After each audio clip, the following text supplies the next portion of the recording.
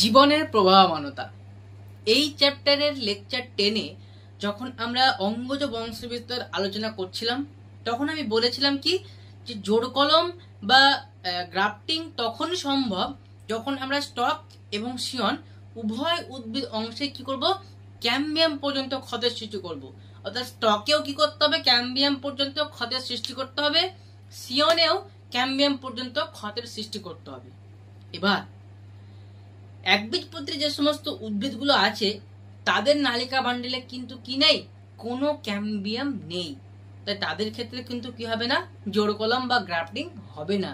তাই একটা জিনিস মনে রাখবা যে জোড় কলম বা গ্রাফটিং শুধুমাত্র দ্বিবীজপত্রীর উদ্ভিদেই সম্ভব, একবীজপত্রীর উদ্ভিদে গ্রাফটিং কিন্তু হয় না, কারণ গ্রাফটিং করতে গেলে ক্যাম্বিয়াম পর্যন্ত ক্ষতের সৃষ্টি করতেই হবে।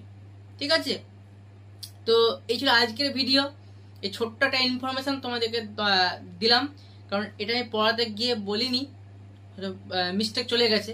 তো যদি আজকের ভিডিও তোমাদেরকে ভালো লাগলো তো অবশ্যই একটা লাইক দেবে, কমেন্টে জানাবে এরকম কোনো এডুকেশনাল প্রবলেম হলে, এবং আমাদের চ্যানেলকে সাবস্ক্রাইব করবে, কারণ আমরা সমস্ত ধরনের এডুকেশনাল কন্টেন্ট এই চ্যানেলে দিয়ে থাকি।